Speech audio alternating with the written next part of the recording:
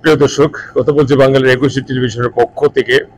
উপজেলা পরিষদের একটি অন্যতম গুরুত্বপূর্ণ দায়িত্ব হলো উপজেলা পরিষদের চেয়ারম্যান, ভাইস চেয়ারম্যান এবং মহিলা ভাইস চেয়ারম্যানদের যে সামাজিক নিরাপত্তা, আইন শৃঙ্খলা এবং উন্নয়ন কাজকে গতিশীল করা এবং তার যে জন্য যা যা কিছু করার এলাকার বিশিষ্ট জনদের সহযোগিতায় এবং সরকারের সাথে সমন্বয় করে এই কাজগুলো বাস্তবায়ন করা। এই লক্ষ্য উদ্দেশ্যকে সামনে নিয়েই ওনারা প্রার্থী হয়েছেন। আমরা এখন আছি জনাব কামাল উদ্দিন মোল্লা সাহেবের কাছে। উনি উপজেলা পরিষদের যে আসন্ন নির্বাচন, ওই নির্বাচনে ভাইস চেয়ারম্যান পদে লড়ছেন। আমরা জানবো এই নির্বাচনে ওনার যে লক্ষ্য উদ্দেশ্য এবং ভিশন রয়েছে সে সম্পর্কে। প্রিয় দর্শক, চলুন। আসসালামু আলাইকুম। আমি আসলে খন্দকার মোহাম্মদ কামাল উদ্দিন, বাড়ি বায়েক, লালপুর ইউনিয়ন।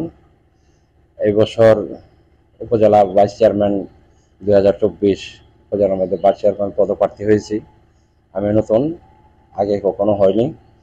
এবছর আমি প্রার্থী হয়েছি। প্রতিদ্বন্দ্বী প্রার্থী আছে আরও, আমার আশপাশে অনেকেই আছে। তো আপনারা দেখবেন যে আমাদের 6-7জন বা 8জন প্রার্থীর মধ্যে কে যোগ্য, কে উপজেলা ভাইস চেয়ারম্যান করার মতো যোগ্যতা অর্জন করছে বা কার মধ্যে কি প্রতিভা আছে, ঠিক আছে, এগুলো আপনারা লক্ষ্য করবেন। আমি মনে করি আমি নির্বাচিত হলে এলাকার পথঘাট উন্নয়ন, স্মার্ট বাংলাদেশ, শেখ হাসিনার টার্গেট পুরো বাংলাদেশে স্মার্ট বাংলাদেশ করার আমি চেষ্টা করব। স্মার্ট বাংলাদেশে আশুগঞ্জ উপজেলাকে স্মার্ট উপজেলায় রূপান্তরিত করার রূপ দেওয়ার চেষ্টা করব।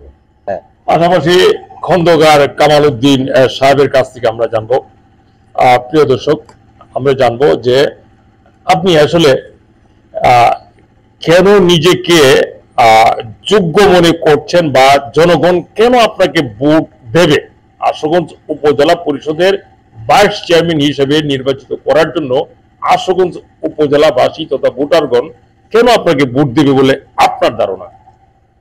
আমার ধারণা, আমি এলাকার অতি পরিচিত লোক এবং প্রত্যেক গ্রামে, প্রত্যেক ইউনিয়নে, প্রত্যেক মানুষের সাথে আমার সুসম্পর্ক এবং জনগণ এই উপজেলার প্রত্যেক মানুষ আমাকে চাচ্ছে।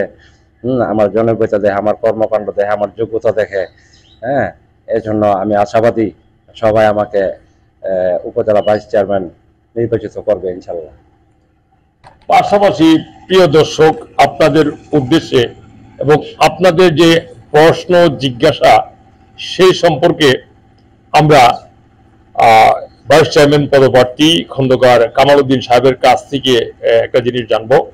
সেটা হলো যে প্রার্থীদের সম্পর্কে জনমনে একটি উৎকণ্ঠা থাকে যে ওনারা কি শেষ পর্যন্ত লড়বেন নাকি মাঝ পথে বা একটি পর্যায়ে এসে ওনারা থেমে যাবেন। এই বিষয়টি আমাদেরকে পরিষ্কার করবেন জনাব খন্দকার কামাল উদ্দিন সাহেব। থ্যাংক ইউ, ধন্যবাদ আপনাকে। খুব গুরুত্বপূর্ণ বিষয় নিয়ে আমাকে একটা জিজ্ঞাসাবাদ করছেন আপনি, এজন্য আপনাকে ধন্যবাদ। আমার দৃষ্টিকোণ থেকে আমি দেখছি যে ভাইস চেয়ারম্যানে যারা বাকি যারা আছে, এর মধ্যে হয়তো বেশিরভাগই আমি নাম বলতে ইচ্ছুক না। বেশিরভাগই বলতে আরো 4-5 জন আছে, এরা হয়তো এখন পর্যন্ত আছে, যাচাই বাছাই টিকছে, অবশেষে এরা হয়তো থাকবে না। সেলিম ভাই আছে পুরান, বর্তমান যিনি ছিলেন, ওনার বাড়ি আমার বাড়ির কাছাকাছি, বলতে শরীফপুর ইউনিয়ন, ঠিক আছে, উনি হয়তো থাকতে পারে। আমি অবশ্যই থাকবো। আর ওইদিকে আছে আরো 2-4-5 জন আছে, আর হয়তো থাকবে না, হয়তো এলোমেলো অবস্থার মধ্যে বর্তমানে বিবর্ষকর অবস্থার মধ্যে আছে। তো অবশেষে আমরা 2 জন বা 3 জন থাকতে পারি, এরকম আমার দৃঢ় বিশ্বাস। প্রিয় দর্শক, এই যে জনপ্রতিনিধি হয়ে জনগণের খেদমত করার জন্য এই উপজেলা সহ বিভিন্ন পদে নির্বাচন করে জনগণের সমর্থন নিয়ে, ভোট নিয়ে, ভালোবাসা নিয়ে এই যে নির্বাচিত হয়ে আসার কাজটি কিন্তু মোটেও একটি সহজ কাজ নয়। এটি অত্যন্ত একটি কঠিন কাজ। আমরা খন্দকার কামাল উদ্দিন সাহেবের কাছ থেকে জানলাম যে উনি চূড়ান্ত পথটুকু পাড়ি দেওয়ার জন্য প্রস্তুত রয়েছেন এবং শেষ পর্যন্ত পূর্ণাঙ্গ নির্বাচনটি উনি করবেন। প্রিয় দর্শক, ধন্যবাদ সবাইকে বাঙালির 21 টেলিভিশনের পক্ষ থেকে।